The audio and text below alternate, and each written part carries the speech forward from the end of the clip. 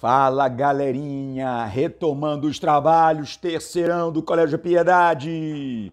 Bem, meus queridos, no primeiro vídeo eu trabalhei com vocês o conceito de história, fonte histórica, cultura, falamos sobre a importância da periodização. Para quê? Para que nesse segundo passo, nesse segundo vídeo, vocês possam entender que cada historiador acaba seguindo uma escola, uma visão. E esse tipo de escola recebe o nome de correntes historiográficas.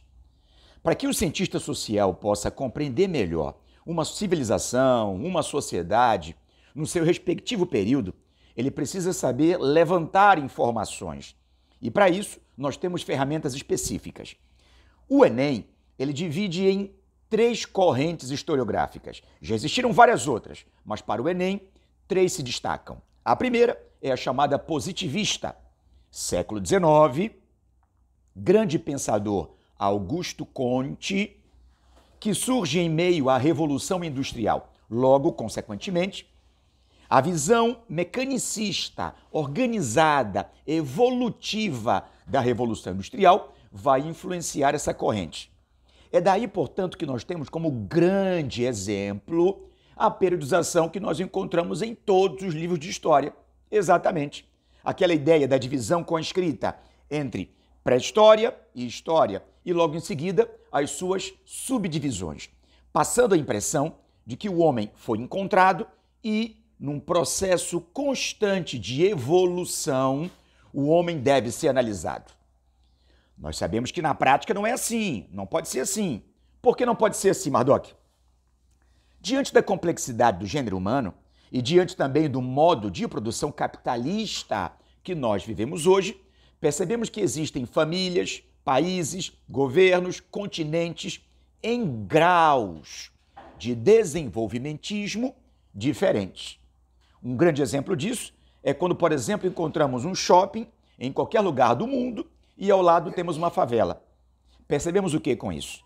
Percebemos que existem tecnologias sendo utilizadas para a melhoria do bem-estar em graus diferenciados. O público do shopping e o público das pessoas que moram em favelas, que moram sendo marginalizados.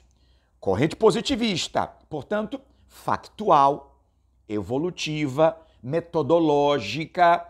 Cuidado, porque no Enem já me deparei com questões que valorizam um segundo nome dessa corrente positivista, que é justamente a corrente metodológica. Fechado, galerinha? Massa? Ótimo. Continuando, temos a segunda corrente, a marxista. Esta corrente pertence ao movimento cientificista do socialismo, que terá como grandes autores, pensadores, 2, Friedrich Engels e Karl Marx. Tão importante que acaba dando o seu próprio nome para essa corrente. A visão marxista, ela bebe em várias fontes. Um desses grandes pensadores chama-se Hegel, que foi o papa da criação da dialética. Mas isso aí vocês vão ver com professores de sociologia e filosofia. Alto lá. Voltando à corrente marxista, o que nós temos é aquela visão de que tudo pode ser aperfeiçoado. Tudo está em um constante processo de melhoramento. Marx pega esse pensamento e vai distribuí-los nas suas 3 teorias. Materialismo histórico, entendeu? Lembrou? Ok? Luta de classes e mais-valia. Então, todas essas 3 correntes, elas vão ser abraçadas e justificadas pela dialética de Hegel.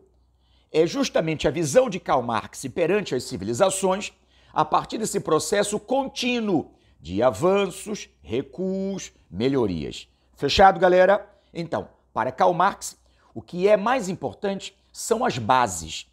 E essas bases concentram o que nós chamamos de infraestrutura, ou seja, os níveis sociais e econômicos.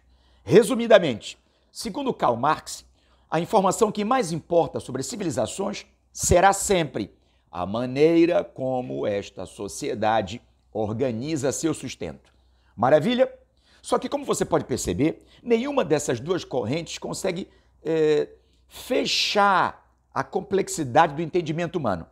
Daí, o aparecimento no século XX de uma terceira corrente, que vai surgir em Paris com pensadores como Marc Bloch e Lucien Lefebvre. Isto no ano de 1929, lembrou? Quebra da Bolsa de Valores de Nova York. Entendido aí, galerinha? Então temos, para fechar, essa terceira corrente, a visão e a valorização da cultura. É chamada de corrente dos anales, ou também conhecida com o nome de corrente dos anais. Segundo essa corrente, o homem não pode ser estudado só pelos fatos, só pelos nomes, pelas causas e pelos efeitos que foram defendidos pela corrente positivista. Nem tampouco o homem pode ser entendido ou resumido apenas pela valorização do modo de produção. É preciso mais. Diante da complexidade da espécie humana, os historiadores, os cientistas, precisam entender aquilo que o homem produz. E o que o homem produz, hein, galera? O que nós produzimos ainda hoje, hein, ferinhas? É a cultura. Ou seja, a corrente dos análises evidencia que o homem não pode ser resumido, ele tem que ser aberto. A visão do homem sobre o homem é a chamada visão cosmopolita. Entendido, galera? Então não sai não. Bebe uma aguinha, come alguma coisinha e volta, porque já o seu professor Mardoc de Humanidades do Colégio Piedade vai voltar analisando agora as civilizações da Antiguidade Oriental. Lembram? Egito, Mesopotâmia, fenícios, hebreus e persas. Que, por sinal, diga-se de passagem, já fiz um esqueminha para vocês, destacando os aspectos políticos, econômicos, sociais, ideológicos de cada uma dessas sociedades. Vamos lembrar disso daqui a pouquinho. Um abraço!